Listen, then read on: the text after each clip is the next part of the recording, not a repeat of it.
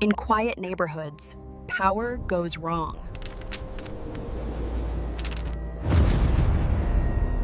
The helicopter blades were already slowing when I heard the scream. Not the sound of fear from altitude, the sound of betrayal.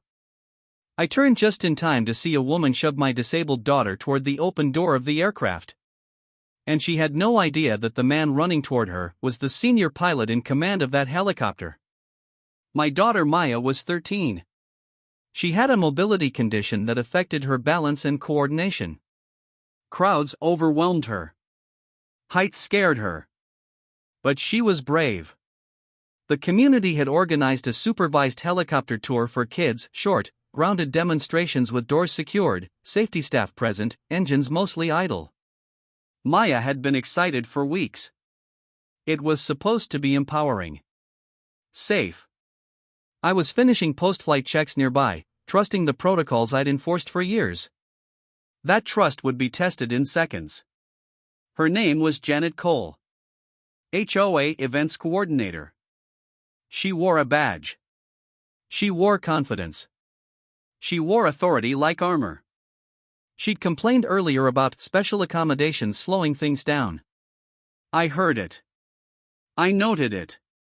I moved on. That was my mistake. Maya stepped carefully onto the marked platform area, holding the rail like she'd been taught. Janet frowned. "She's holding up the line," Janet snapped. "These kids need to move faster." A volunteer gently said, "She's disabled." "We're assisting." Janet rolled her eyes. "This is an aircraft area. If she can't handle it, she shouldn't be here." Maya looked up, confused. "I'm trying," she said softly. That should have ended it. It didn't. Janet stepped closer than any coordinator should.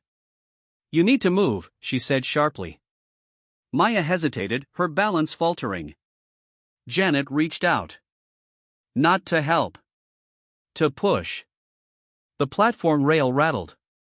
Maya stumbled toward the doorway, secured, but open for viewing. People gasped. I ran. "Stop." My voice cut through the noise. Janet turned, startled. I reached Maya first, pulling her back, steadying her against my chest. She was shaking.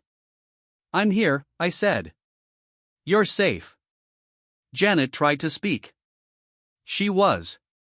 "Not another word," I said calmly. The ground crew went silent. I stood up and faced her. "You do not touch a passenger," I said. "You do not rush a child. And you never interfere with aircraft safety." She scoffed.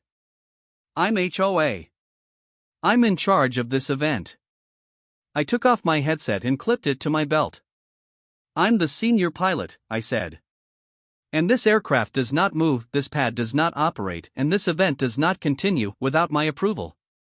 Her face drained of color. Ground staff stepped in. A supervisor approached. Phones were already out. Maya held my sleeve and whispered, "Did I do something wrong?" I knelt. "No," I said. "You did everything right."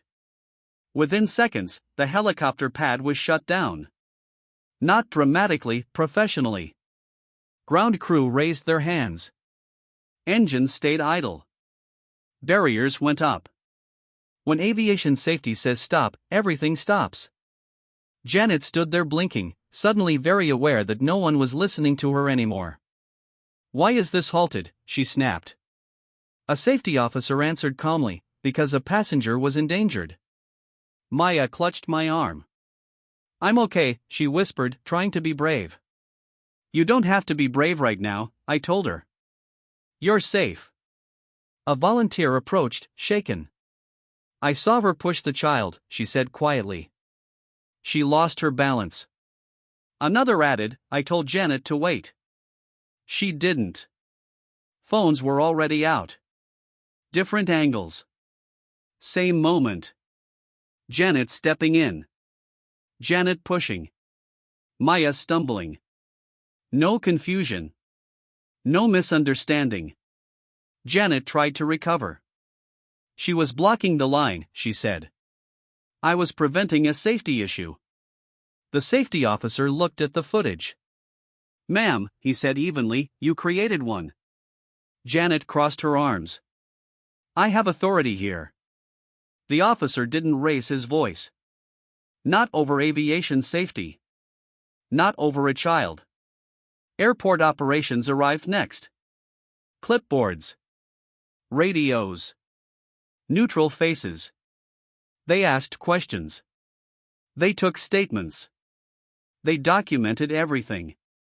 Janet interrupted repeatedly until she was told, gently but firmly, to stop. This is now an investigation, the supervisor said. Please step aside. Janet looked around. For the first time, no one came to her defense. A medic checked Maya slowly, respectfully. Any dizziness? Any pain? Maya shook her head. She's shaken, the medic said. But stable. I nodded, grateful. The contrast wasn't lost on anyone. The announcement came over the loudspeaker. Due to a safety incident, today's demonstration is cancelled. Parents murmured. Kids looked confused. But no one complained. Everyone had seen enough. Security escorted Janet off the pad. Not arrested. Not yelled at. Removed. She protested. This is ridiculous. The supervisor replied calmly, you'll have the opportunity to explain later. That word hung in the air. Later. We sat in a nearby office while statements were finalized. Maya stared at the floor. I tried so hard, she said. I didn't want to mess up. I took her hand. You didn't, I said. Adults are responsible for keeping you safe. She nodded slowly. I'm glad you were there. So am I said. By evening, the footage had spread. Not sensational. Just factual. Parents called the HOA board. Sponsors asked questions. The phrase safety breach appeared everywhere. Janet's title suddenly meant nothing. By Monday morning, the incident wasn't an HOA issue anymore. It was an aviation safety investigation. Airport operations, child safety officers, and legal counsel reviewed the footage frame by frame. The questions were direct. The standards were unforgiving. Did a non-authorized person physically interfere with a passenger? Yes. Did that action create a safety risk? Yes. Was the passenger a minor with a documented mobility condition? Yes. That was enough. Janet arrived with a lawyer and a folder full of excuses. She said she was managing crowd flow. She said she was preventing delay. She said she was misunderstood. The lead investigator paused the video.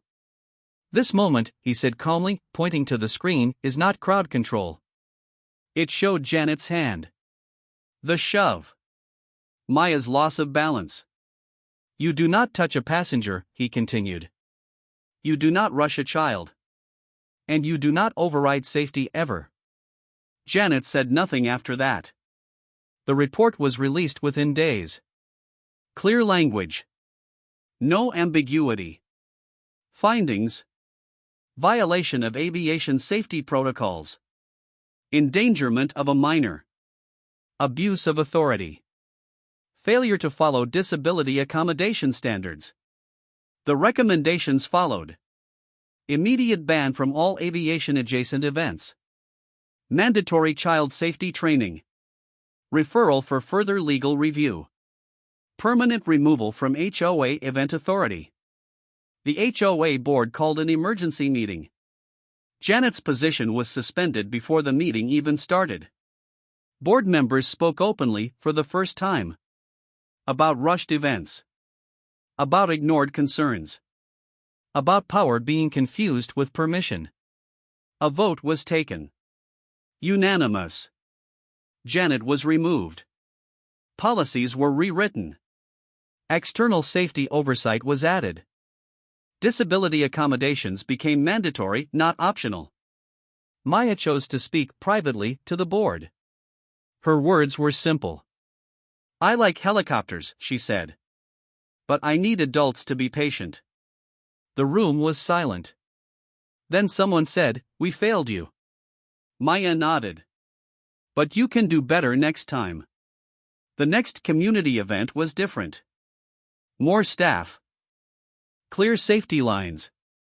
Trained volunteers. Kids with mobility aids moved at their own pace. No rushing. No shouting. No fear. Maya watched from beside me, smiling.